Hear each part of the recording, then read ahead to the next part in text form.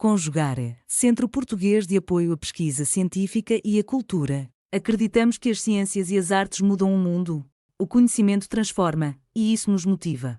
17ª Jornada Virtual Internacional em Pesquisa Científica, com o tema Educação, Cidadania e Práticas Educativas, realização dias 18, 19 e 20 de agosto de 2026.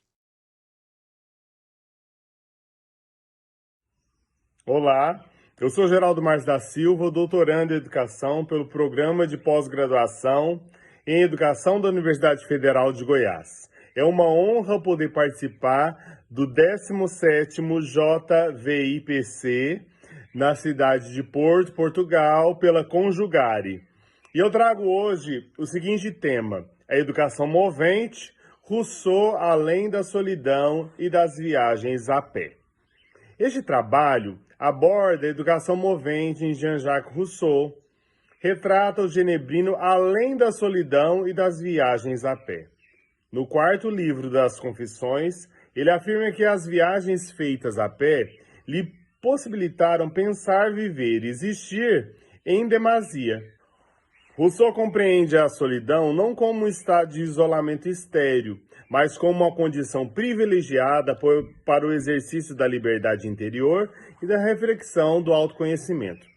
Nas Confissões, especialmente no livro 4, um dos aspectos mais originais de sua existência, a íntima relação entre o caminhar, a contemplação da natureza e o pensamento. Longe de ser uma simples referência por meio de locomoção, caminhar constitui nele uma verdadeira experiência filosófica e pedagógica, no qual o movimento do corpo torna-se condição para o movimento do espírito. Em suas palavras, abro aspas: "Nunca pensei tanto, vivi tanto, fui tanto eu próprio, se eu posso dizer, como nessas viagens que fiz, só e a pé. O andar a pé tem algo que me anima e aviva as ideias. Quase não posso pensar quando estou imóvel." Fecho aspas. Aliado às caminhadas estava a solidão de outros humanos, mas lhe possibilitou a proximidade com a natureza. O conceito de solidão em Rousseau deve ser compreendido à luz de sua crítica à sociedade moderna. Desde o discurso sobre a origem e fundamento da desigualdade entre os homens até os escritos autobiográficos, a sociedade lhe aparece como espaço de comparação, de vaidade e da corrupção moral, enquanto a solidão representa a possibilidade de reencontro com a própria natureza humana. Entretanto, essa solidão, que torna-se um afastamento dos outros humanos, não significa misantropia ou rejeição absoluta da vida em comunidade. Como observa Ernest Cassirer no livro de 1994, Rousseau procura recuperar o homem do estado natural como um conceito simbólico. Para Cassirer, a introspecção rousseauiana é um caminho para compreender as condições que tornaram o homem dependente da opinião dos outros. Essa dimensão aparece de forma particularmente intensa no livro 4 das Confissões. Nesse capítulo, Rousseau rememora o período da juventude, de suas viagens, os deslocamentos entre diferentes cidades e o prazer experimentado ao caminhar sozinho. Diferentemente da rapidez proporcionada pelos meios de transporte disponíveis à época, o deslocamento a pé permitia-lhe uma relação direta com a paisagem, com as possibilidades de ver as interações humanas ou naturais e consigo mesmo. Caminhar significava suspender as pressões sociais e entregar-se ao ritmo da natureza. O percurso deixava de ser apenas um intervalo entre dois lugares para transformar-se em um espaço de elaboração intelectual e afetiva. O pensamento de Rousseau não nasce exclusivamente do recolhimento estático do gabinete, mas da experiência concreta do corpo em movimento. A caminhada produz um ritmo próprio de percepção, na qual a memória, a imaginação e a sensibilidade entram em constante interação. O deslocamento físico favorece um deslocamento interior, permitindo que ele possa organizar as ideias sem as distrações impostas pela vida social. Segundo Robert Derraté, a unidade entre natureza, liberdade e consciência constitui um dos eixos fundamentais da filosofia russoniana. Para Derraté, a liberdade não é apenas um princípio político, ela se manifesta também na maneira como o indivíduo experimenta sua própria existência. Caminhar livremente, sem itinerários rigidamente determinados, representa a expressão concreta dessa autonomia. A viagem a pé permite que o sujeito permaneça senhor do seu tempo, do seu corpo e dos seus pensamentos. Esse caminho é solitário e discreto, porque mesmo que ele tenha devaneado conforme sua solidão, fora ela que o permite confessar a tradição filosófica à luz da corrente que antecederam. Nas palavras de Derraté, Rousseau permanece, em suma, muito discreto a respeito de suas leituras. As confissões nos informam as menores circunstâncias de sua vida, mas quase não nos esclarece sobre as verdadeiras fontes de seu pensamento. Isso decorre, em parte, do fato dele estar demasiado convencido da novidade de seu sistema para admitir que for inspirado pelas autoridades anteriores à sua. Isso está lá na edição de 2009, na página 191. A caminhada para Rousseau também possui uma dimensão pedagógica. No Emílio, Rousseau afirma que a formação humana deve ocorrer mediante experiências diretas, nas quais o corpo participa ativamente da construção do conhecimento. E aí eu vou falar, faço uma abordagem do Emílio no texto. Nessa perspectiva, depois dessa abordagem que eu faço, eu vou falar do Franco Cambi, que ele identifica em Rousseau como o pai da filosofia moderna. Para ele, o genebrino rompe com o intelectualismo tradicional ao colocar a experiência sensível no centro da formação humana. O conhecimento deixa de ser mera acumulação de conteúdos e passa a resultar da interação entre juízo, natureza e experiência vivida. O movimento do corpo, portanto, não é acessório, mas parte integrante do processo educativo.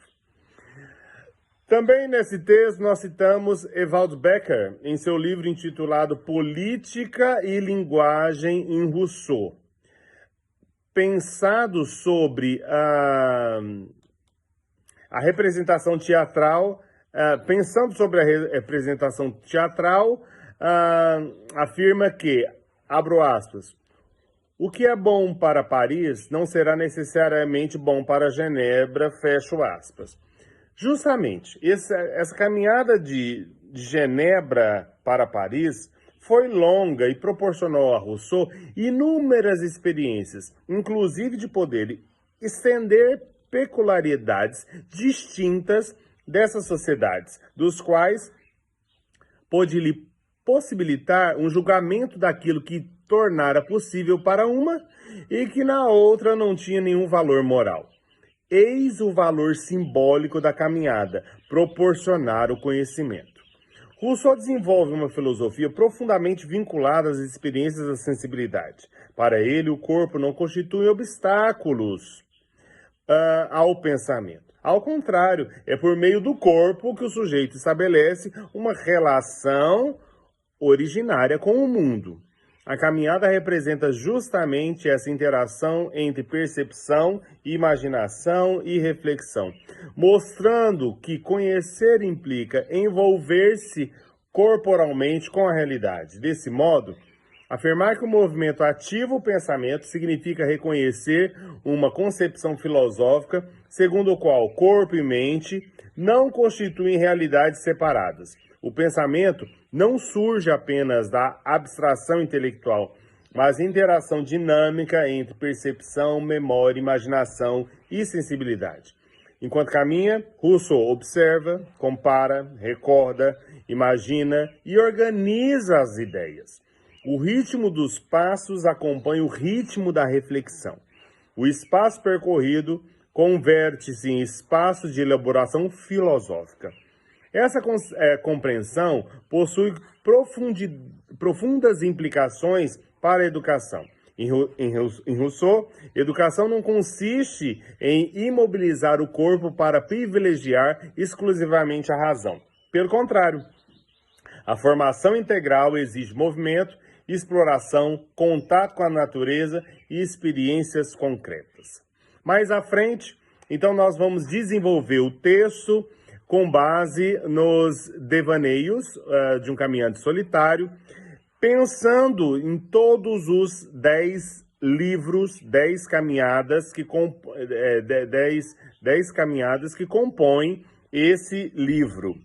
E aí, depois de expor todas essas caminhadas, esses 10 devaneios, nós fomos para o processo de considerações finais, em que esse estudo foi constituído por meio de uma narrativa hermenêutica que explora a dimensão movente educativa subscrita nos escritos rousseauistas, estabelecendo por meio da caminhada um motor constante e ininterrupto com o si e com a construção de identidade.